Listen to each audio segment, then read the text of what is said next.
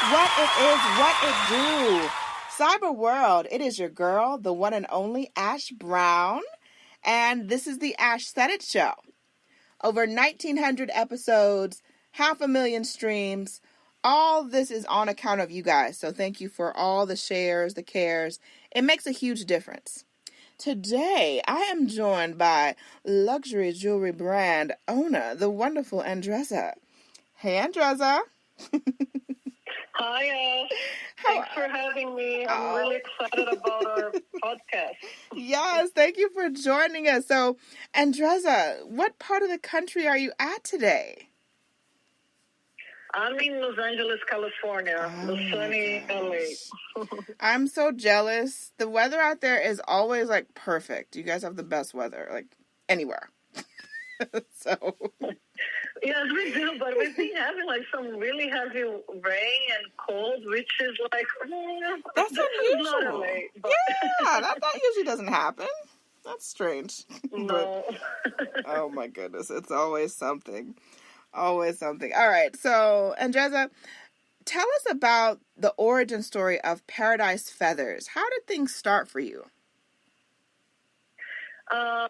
It's very interesting because I think it was like an evolution of my work as an artist. I started my career as a graphic designer, but my real passion was like fine arts. I did graphic design kind of like in preparation of fine arts. And I'm Brazilian, and back in Brazil, I was like exhibiting in galleries and museums. And when I moved to the U.S. 17 years ago,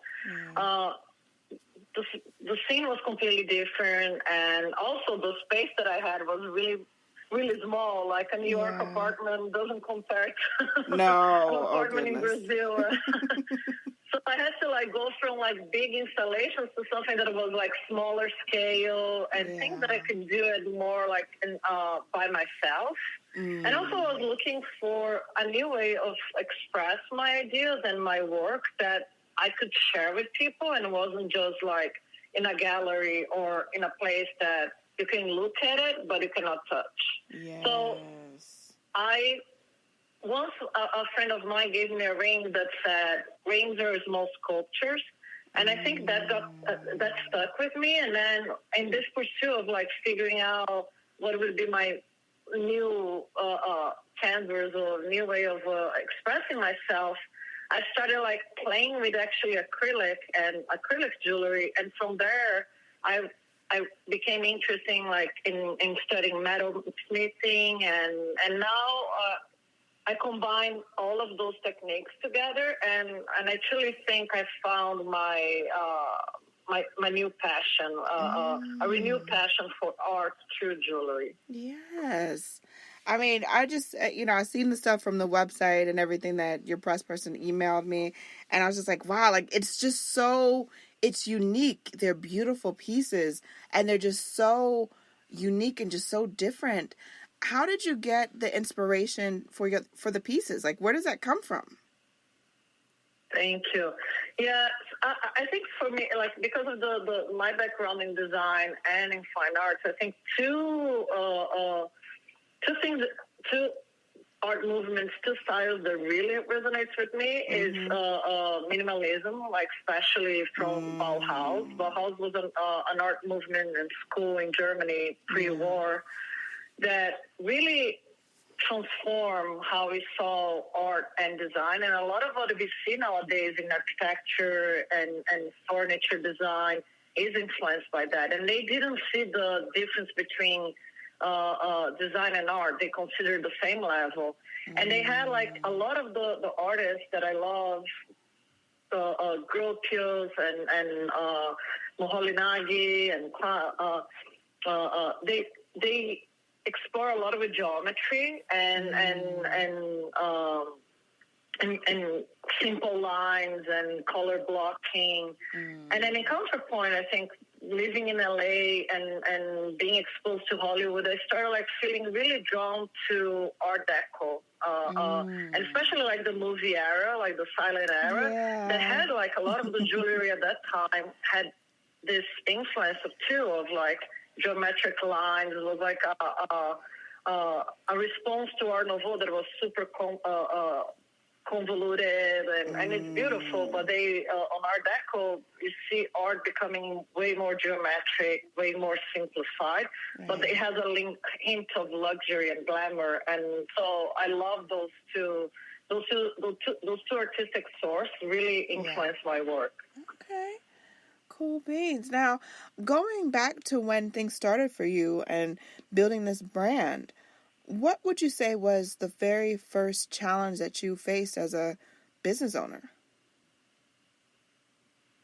I think it was going from doing one piece at a time for friends and then becoming a real business and figuring out production. My first invitation to do a pop-up was like on a wake-up call. It's like, oh, shoot, how do I produce 10 or 20 of this that I've been doing one at a time? It's a whole way, it opened up a whole new landscape for me to think about my pieces of like, how could I replicate and still keep the quality and keep the intention and the energy that I put into one piece. Yes. Wow, that is so amazing. Can you talk about some of the current offerings that you guys have? I have a mix of rings, earrings, and bracelets, and if you guys go to my website, you can see there is like I mix precious and non-precious, so I have this very playful like acrylic earrings, but still very bold and striking, and then some new earrings that I love too is like the short hoop that I mix Brazilian stones with like gold hoops or silver hoops, and then there's my line of rings that is actually where I started. Like my first ring is the chunky bar. And I love that ring so much, and I really love the lines of like it's very simple, very geometric, but when you wear it, you can wear it both ways. You can wear it like there is a simple bar at the top and then the band at the bottom, or you can flip it and wear the thick band at the top and the simple bar at the bottom. And then the bracelets. I have like right now I think I have 3 bracelets. One that I call Wonder because it kind of reminds me of like Superwoman, Wonder Woman. Yeah.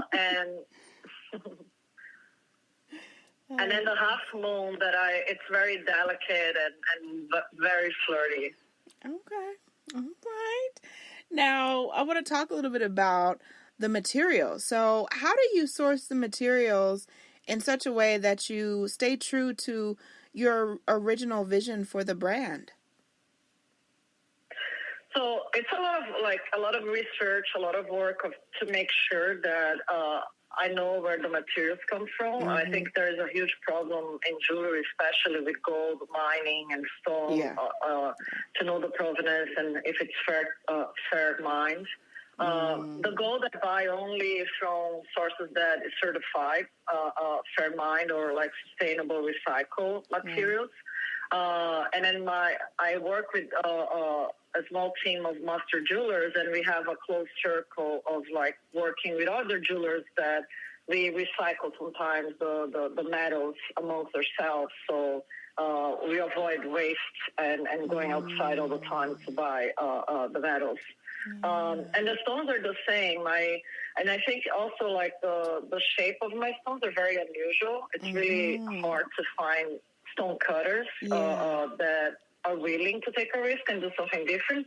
And then I found this guy back in Brazil that I met him, and right away we connect and we make sure like that the stones that he's buying is not from conflict mines and it's from mines that are like certified fair mine in Brazil.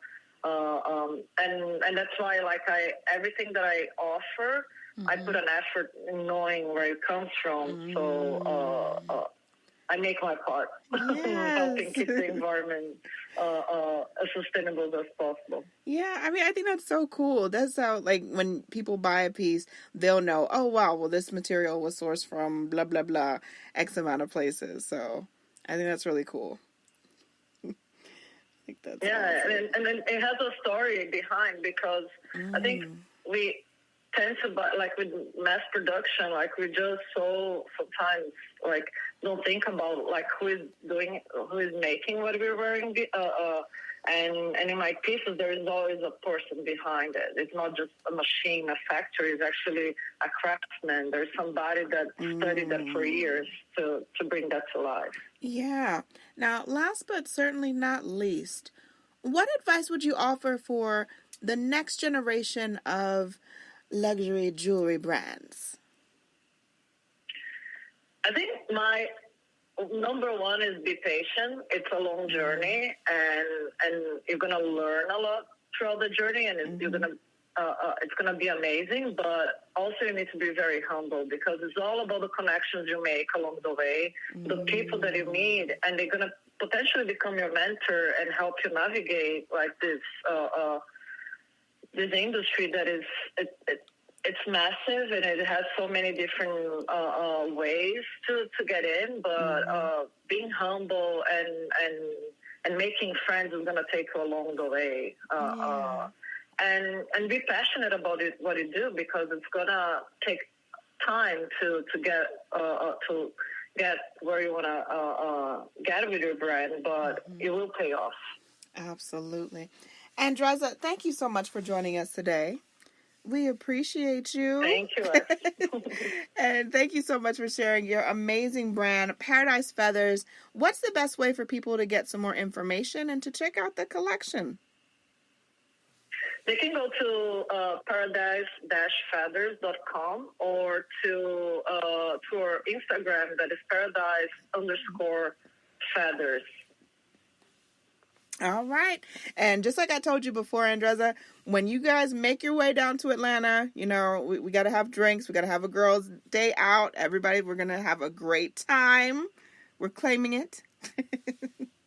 Yes. But certainly appreciate that. I'd love to meet in Atlanta, and I will bring you one of my pieces. Oh my gosh! That would be so awesome. Oh my gosh. We'll be just Instagram friends instantly. It's going to be crazy. Andrezza, thank you so much. And thank you to each and every one of you guys checking out the show, downloading, sharing, caring, commenting. It makes a difference.